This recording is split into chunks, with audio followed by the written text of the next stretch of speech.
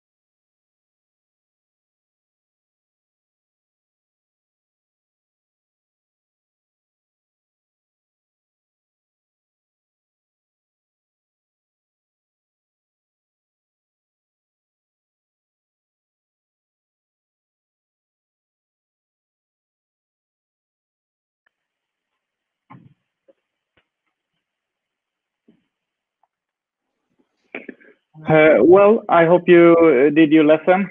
So now we're going to move over to the Miro board.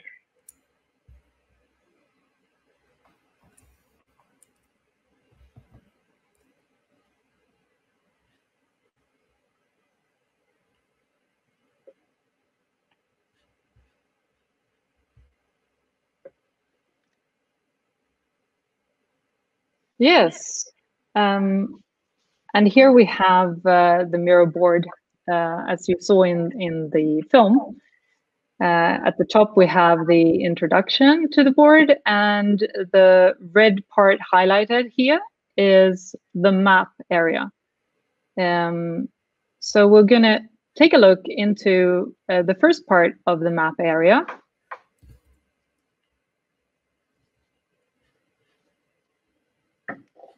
And let's see if we can get the clicker to work as well. Here we go. So what you just did is the first start of the 20-minute tryout that we have here in the Milky Way board. So a quick test of creating your Milky Way map. Oops. And that was identify the main steps in the overall value flow. So when you figured out how many steps you think you do have, you can go down to, we have a few different templates in the middle of the screen here, 4 steps, 5 steps, 6 steps, etc., and choose one. And we've already decided here that UniBiz has 5 steps. So let's zoom into that one and then give us some ideas of what do you think the different steps are. So we're looking at the comments. And Alexander is here to write down what we think we have. Yes, so do you have any comments on what do we have as first step? So let's see.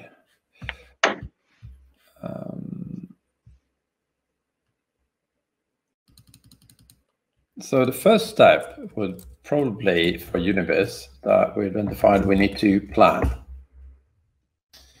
So that's the first value step that we can identify. What other steps do we have as a second step? If we've done the planning and we started there, then UniBiz is actually doing something which we can summarize in a fancy word or a strange word called Proaktivt.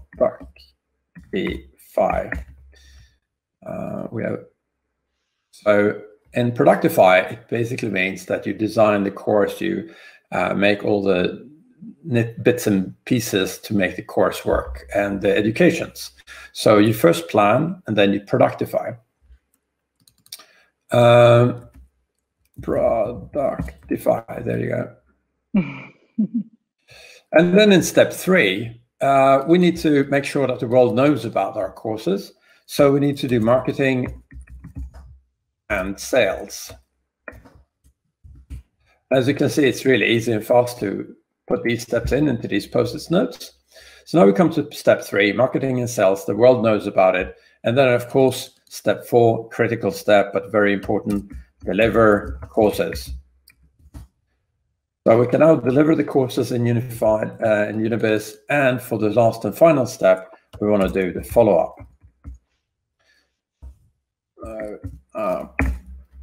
And as you can see, very quickly, you can add in the Miro board on the Milky Way Enterprise Map all these 5 steps, as we talked about. Plan, we identified Proaktivt, next step is marketing and sales, then deliver courses, and then follow up. So then we have our value flow, and we can identify the 5 big steps here. And if it would be 6 steps or 7 steps that you identified, it would be just adding those 2. But here we have 5 steps, and this completes the first thing you need to do. Plan, Proaktivt, marketing and sales, deliver courses, and then do follow-up. Exactly. And as you can see as well, we see that Alexander is moving around on the board. And if you would be a lot of people now using the board, you would see all those, the names of everyone coming up. So you can see where everyone is on the board and what they're doing and what they're working with, which makes this a really neat tool for online collaboration. Yeah, exactly.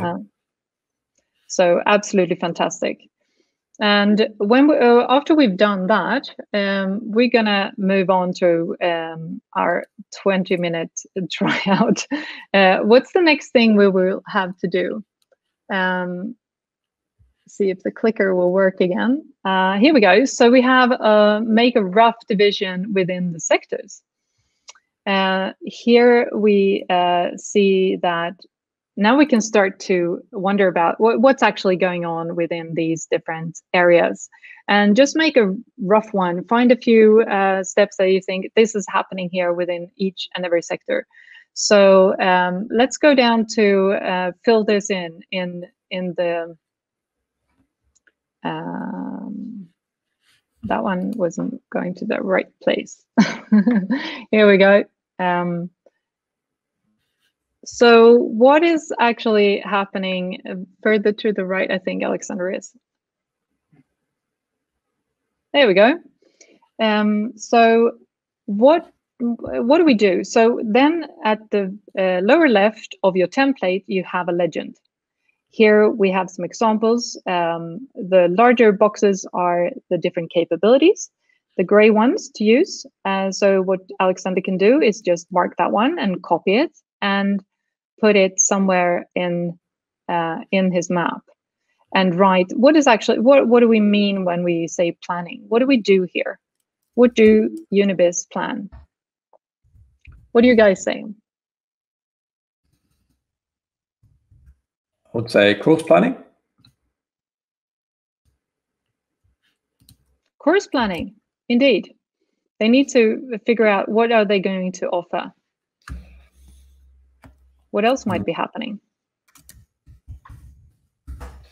I would say resource. I mean, if you do a course planning, you need to have what resources is there. Yeah. Is that happening there, or is it maybe happening in Proaktivt? This is where you can start to have these conversations. So we can have a plan of what we want to offer. Maybe we have a new cool AI course that we want to offer. When do we start to find the contracts we need to do in order to find the teachers for the courses? And then we can go over to Proaktivt. We definitely need to, some portfolio management would be great there as well in planning. And then in Proaktivt, we need to set up the course, right? Create the course, create the content, create also teachers needs to know what they're doing, and sort of onboarding of those.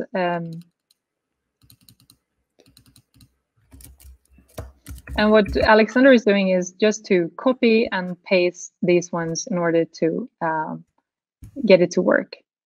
And then we have in marketing and sales, we probably have to market, we probably have to sell, we might even have to maybe handle the payments as well within that sector. So just add the things that you find going on within each sector and continue mapping. Yeah, handle payments.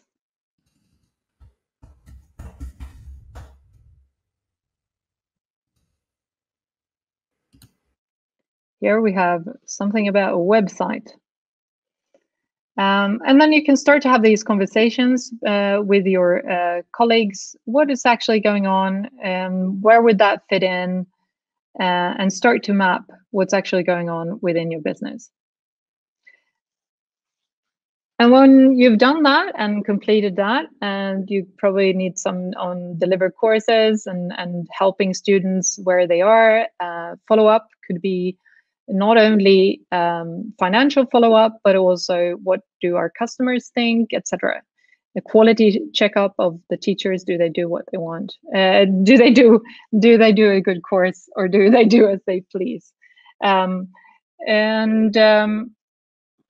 From that, you have a rough division, what's actually going on within each sector. So we can move on to then use this little rough division of our sectors, and Alexander is continuing on to fill in a few other capabilities. But then what you can do is, even with this very crude map, you can start to use the overlays, which we are going to talk about further down the line. But just to say that even this very crude map is actually really good to start to use, adding value streams, do heat map analysis, what works well, what works, what do we need to improve on, etc., or where are ongoing projects happening, etc. We'll come back to that in a while. And meanwhile, we're going to move further down. So this is the end of the test, and we can now continue with, if we want to improve our map on the other steps. So here is how you create your own Milky Way map into more detailed steps. So we've identified the main steps and made a rough division, and then we go on to figure out and capture capabilities. So the ones we initially found might be too large, and we need to divide them into smaller ones. But that will figure itself out when we have this rough idea of what's happening and who we need to talk to. And then we also ask, what information systems are you actually using while you're creating these things? And then we start to map these within the capabilities to show them. And then we move on to also asking, but what information are you in need of, and what do you produce that someone else needs to know about? And that way, then you just follow the value flow and ask, well, who's actually the one who? So yeah, we're going to show you how this is done. So Alexander, if you could please copy the information, and then we'll show you as well how you add your applications and your information to that. So here we have, so now Alexander is moving his map and showing, oops, here we go.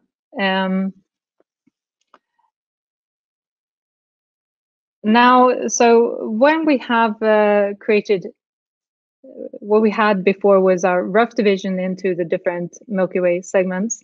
And what we can do now is then look at, okay, but what IT systems are we using? And here you can use from the template again, the different icons for adding the IT systems. So we zoom in and we can start to rewrite what kind of application, maybe Excel, that is being used in portfolio range and plan. They don't have any specific system for it at the moment, which is pretty normal when you start to just think about what do we actually want to use. Excel and Word, PowerPoints, etc. might be the kind of applications being used there further on. And then we start to map these into the different capabilities. Now, what also happens is something is created. You creating something that someone else needs to know about. So what we can do is then start to put in also the information flows between the capabilities, or maybe between system to system, depending on how much we know of how that information is actually being transported between different areas. It might be someone just calling someone and saying this is done, or it could be information to information. So here what Alexander did was just to add an arrow between two systems. So this is all in Miro as well. You can either use that one directly from the left side, where you find different symbols that you can use, or use it again copy it from the legend in the template. And you can also write something. You can change what they look like, and you can write something on the text as well, on the arrow as well. And then you can sort of write what is actually happening, what information has been created. And this is probably at a high level, like portfolio range is set. And then we can also override the size of this because it has a limitation of 64, I think. But we can write in something else to create a bigger text on the text line. So that way we have sort of, okay, so an order has been placed, or a new course has been created and can now be marketed and sold. These are very important business events that we might need to look at. And this is the way that we can create our Milky Way map into more detail. So thank you for demonstrating that, Alexander, and we'll go on to the next slide. So as we said, what information do you create that someone else is interested in hearing about? And then you can ask, but well, who actually uses this one? So you can follow the value chain and figure out who do I need to talk to next within the organization? And also same kind of questions. What do you do? What applications are you using while you're doing this? And what information are you creating? And that way you follow along in the value chain. And what you might find when you go along is that sometimes it's not just your own company doing something, but it might be a partner or even a customer that performs really crucial parts of the value flow. And if that doesn't happen, we won't move on further. So here are a few examples of other colors, maybe to highlight that, because areas of responsibility, especially when it goes outside the enterprise, is of utmost importance. So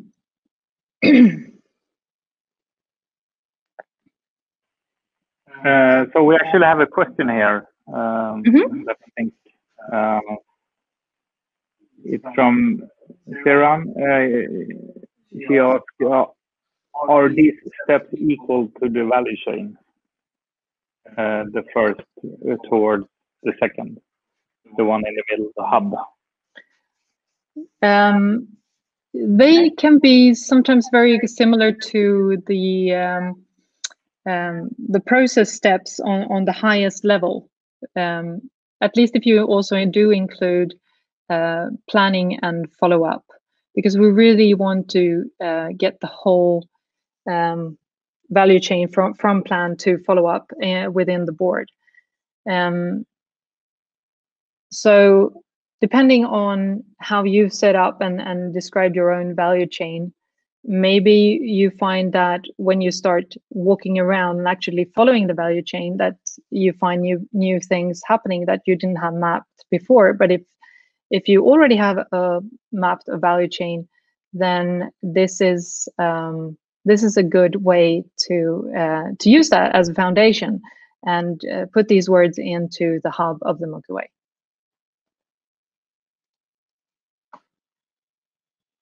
And then we have what else we have in this tutorial is that I can't click on this one. So Thomas, you need to help me.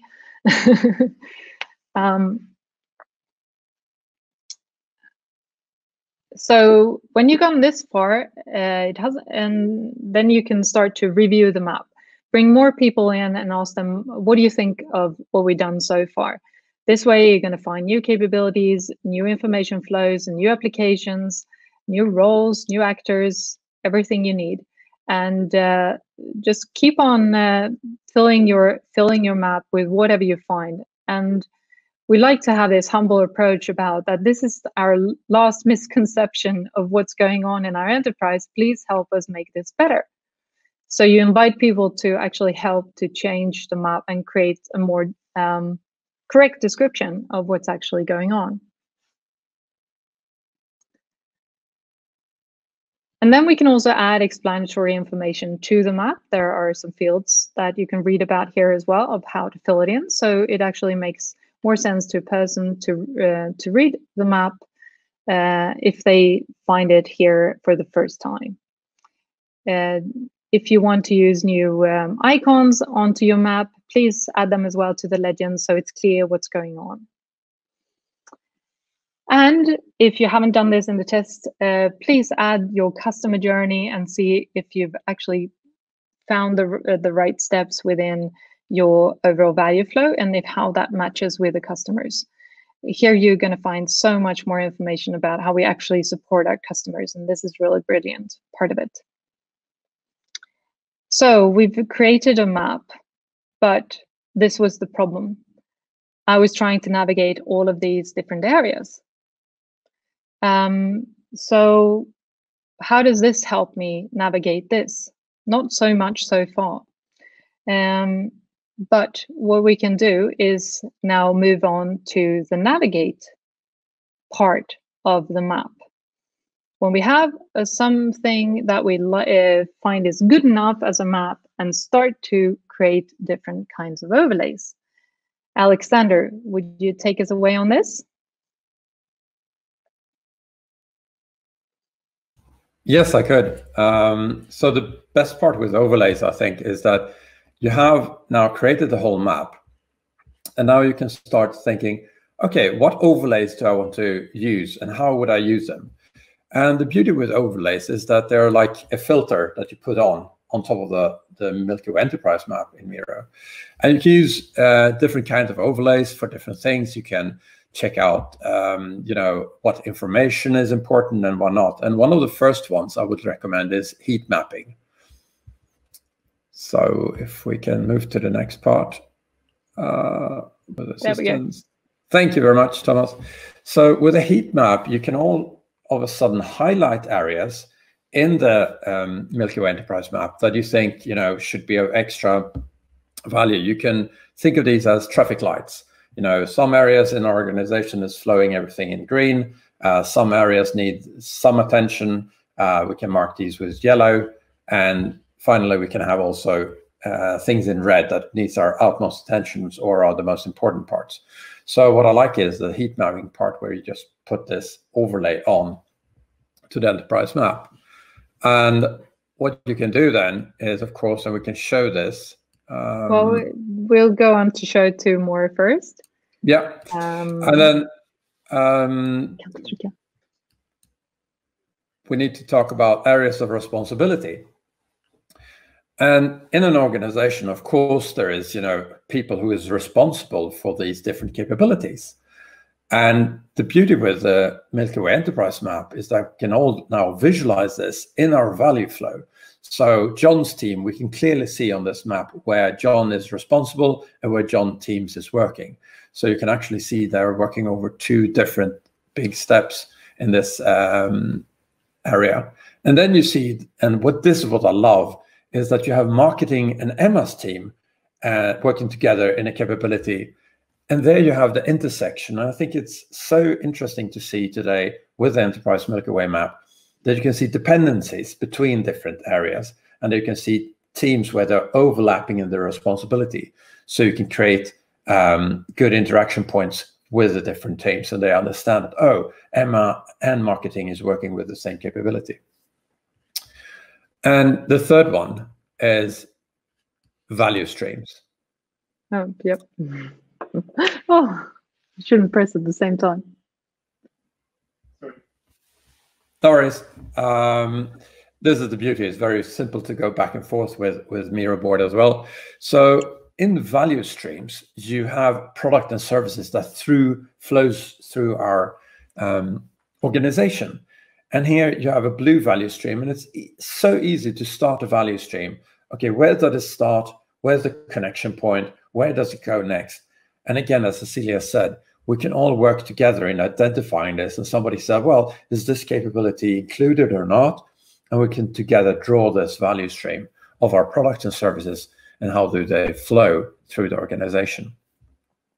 And all of these things are, of course, overlays. So you can remove them and add them depending on your need.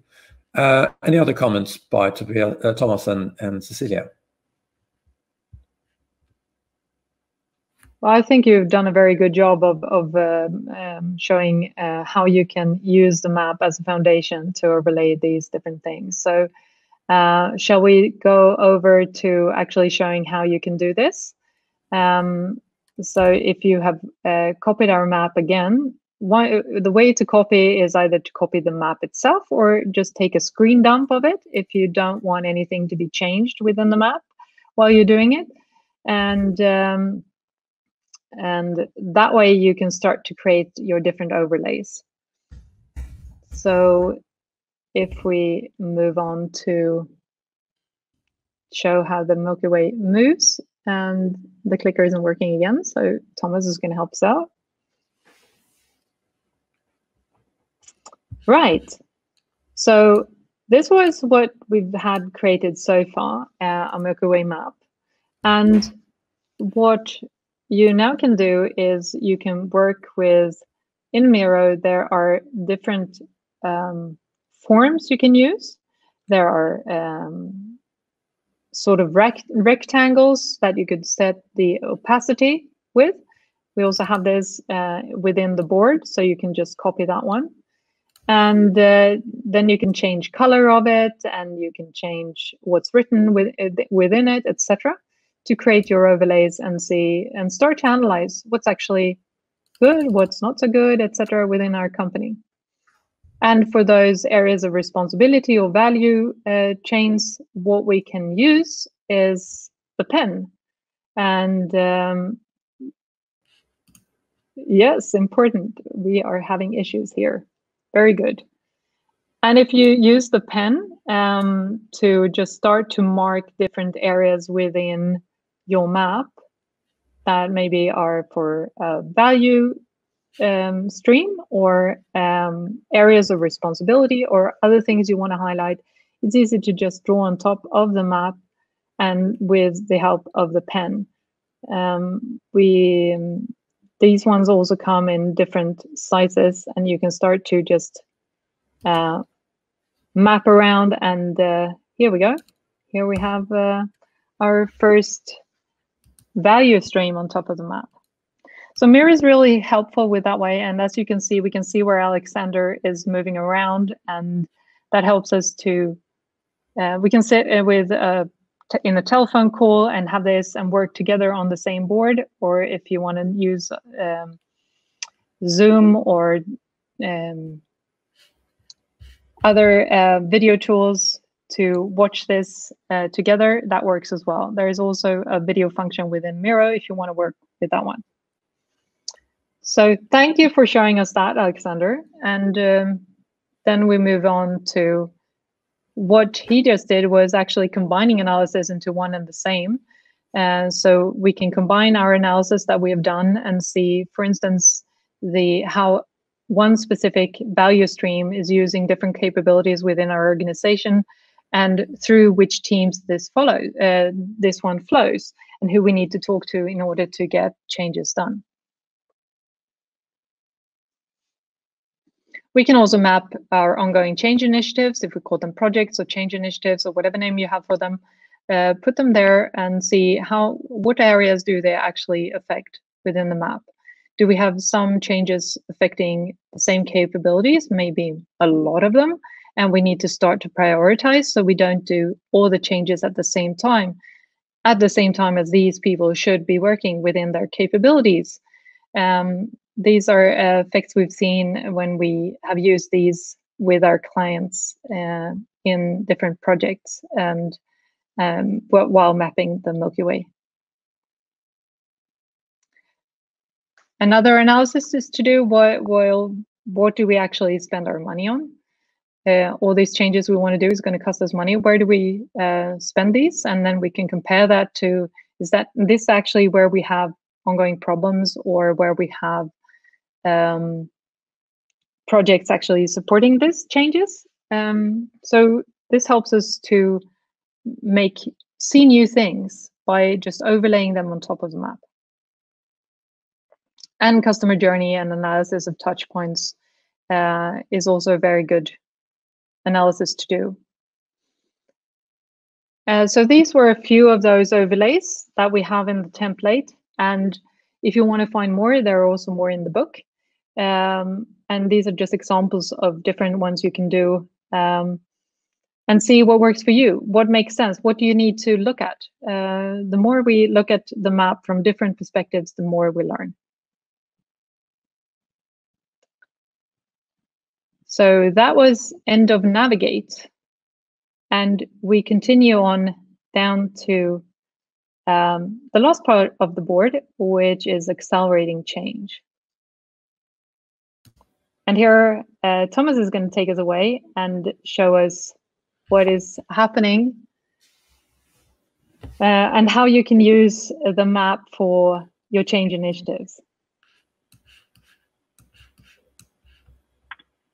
Cool. Thank you, Cecilia. I'm going to switch over to this one. So if you have everything in place, then it's just to create some change, right? What we have seen when we work with the change initiatives is the problem that you have a new good idea. So in this example, we have used the business model canvas. We have 3 ideas that we're actually going to use. And I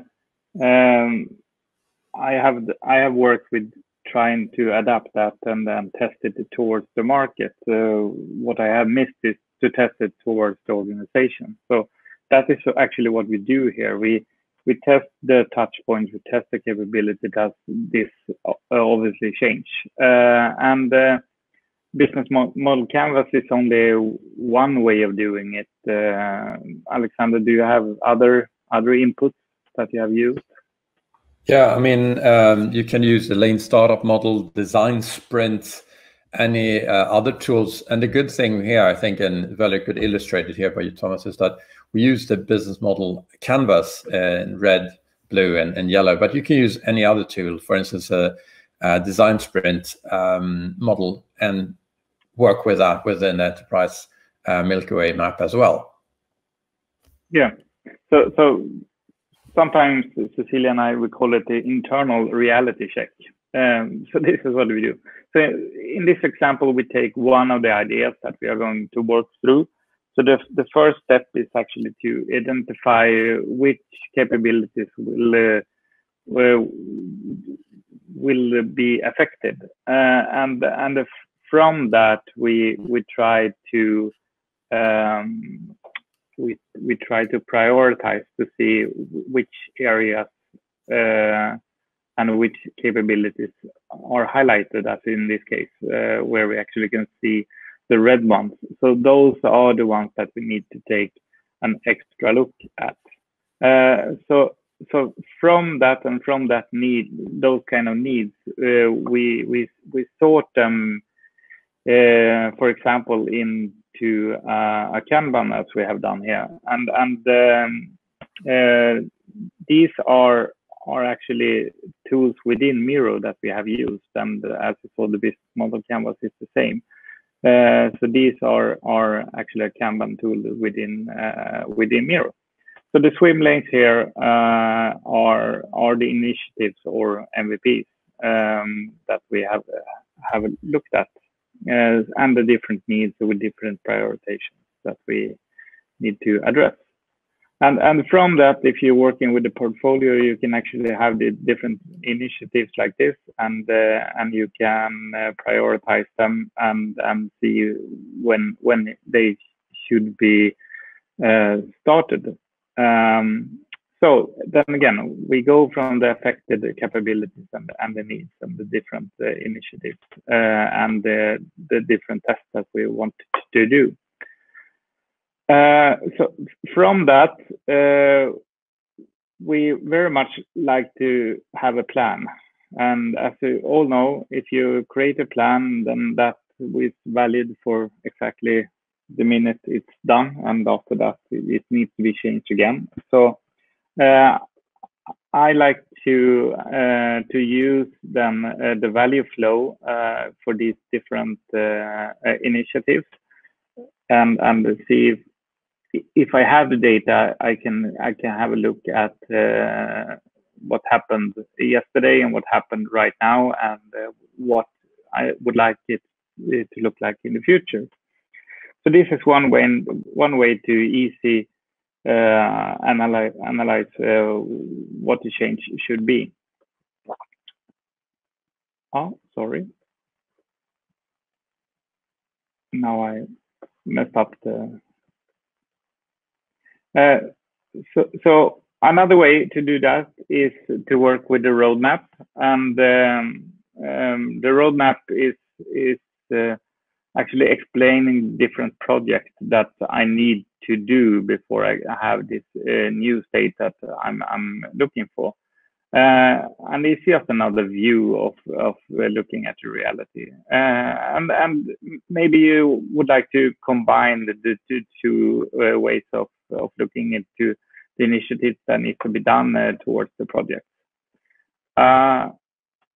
So then you go down to the specifics. So you have this MVP, you have this team, and then you can actually add the details into each task if you would like, directly in Miro.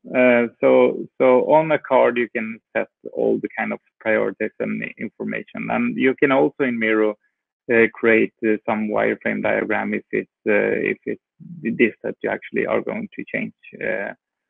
So what I really like about Miro and this way of working is that actually I can have an idea from the change initiative from a broader sense down to the specific details. So it's not just another loosely used process that needs interaction that is manual between the different systems. And another great things about Miro is actually we can integrate with other kind of tools, for example, Jira, Trello, DevOps, or whatever you would like to work in. And you can integrate it that it actually uses data back and forth between them. Yeah. So let's see about our problems, Cecilia. Yes, thank you for that, Thomas. Just a short comment on that. It's really fantastic to see how we can use this map to navigate something from a strategic standpoint of how would different ideas actually affect our business, and then be able to scale them down to chunks that actually do create value very, very quickly, and we can see it all the way down to what needs to be done in detail. So all of this helps us to navigate from the big picture down to what needs to be done, and the other way around as well. So again, this was the problem, right? Trying to navigate all these different realities. I was getting my strategic plan in a form of text analysis. I was doing my budget. I was looking at projects. There were the processes, organizational chart, and IT. So how can I now make sense of all these kinds of different information? So if we move on, we can see how we can use this with overlays. So the strategic plan, I can see what areas are affected by this plan, and for the budget, I can add that onto my Milky Way map as well, and see where are we going to spend our money, what are we going to prioritize, and the ongoing projects can be shown on top of the Milky Way map as roadmaps, or as we did before with those little using the pen in Miro to show what change initiatives are affecting what areas within our map. And for the processes, they can be larger or smaller, so they can be a whole value stream that we can put on top of our map, or just a short little process within a capability. And then we have the organizational chart that we can add on top of the map and see if that makes sense, if all the capabilities actually have someone who's in charge of them, or if many people are in charge of the same kind of capability, etc. So, and also for our spaghetti diagram, at least now we can see who's using what system, for what purpose, and if we want to change one of these systems, for instance, if we have end of life, or we just want to make a change anyway, we know where we use the old system right now, and we can start to have conversations of what do we want this new system to actually do for us. Maybe we want to create something new and be able to do other things that we couldn't with the old system. And that way, I can navigate all these different perspectives, and I get really happy. Yeah, good. I'm going to prepare the last. Du är mutad. I'm just going to prepare the last slides here. I think, Cecilia, I for sure has felt the same frustration as you looking at this. You know, you see all this information that is in isolated islands, and you're trying to make sense of it. And for me, it's been a big aha moment when I first realized working with this. And I think many of you at home or in the offices or wherever you are looking at our webinar right now feel the same. You probably feel the frustration and the enlightenment of having this map as you showed, and the happiness is extraordinary. Yeah, especially when the different ideas go in different directions, and it's hard to point out that this might not be working in the same way, right? Yeah, and I think you said it really, really good in the beginning as well. I mean, different perspectives are really good. So we need different perspectives, but when we can have a common working ground where you can say, oh, well, I see it from this angle, and I see it from this angle, and we can have a playground where we can, model around our different perspectives, then we create a shared understanding. And I think that's very, very valuable. And another perspective that we actually talk about in the last leg here is about, I will show you, it's about looking at 6 different time sessions. Do you want to do this, Cecilia? Sure, I will love to.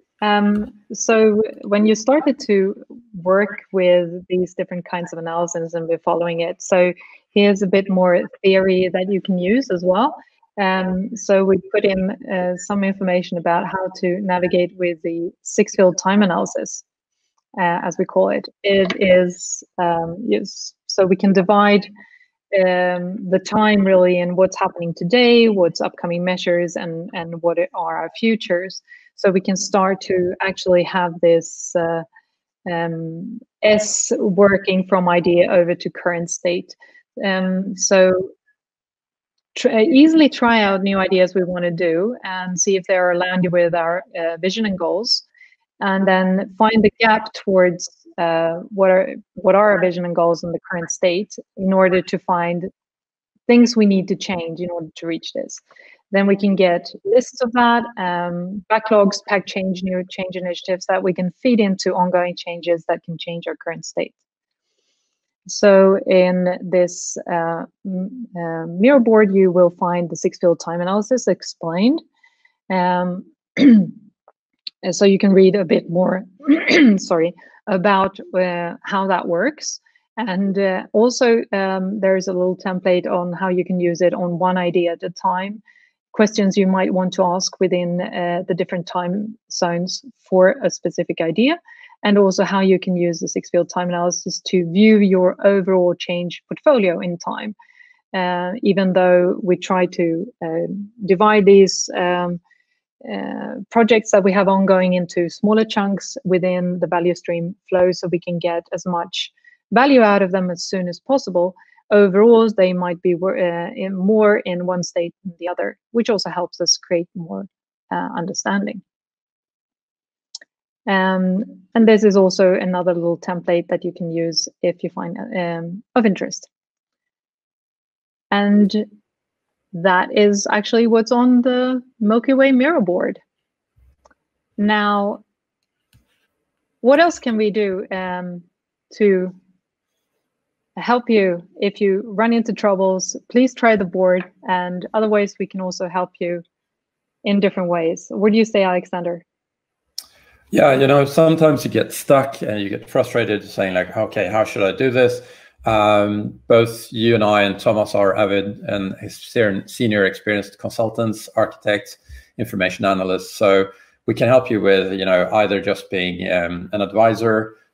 We can help you take on the project as such. So we do consulting, advisory for 1 hour or to several hours, depending on how much help you need and if you need overall help. So we work with consulting, but we can help you in other ways as well. So what can we do more?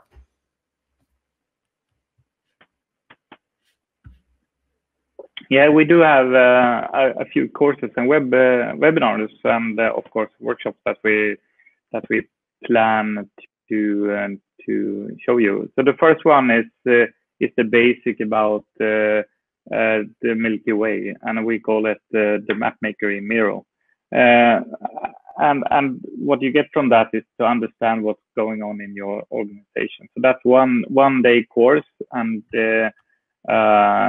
we will send you the links afterwards in an email.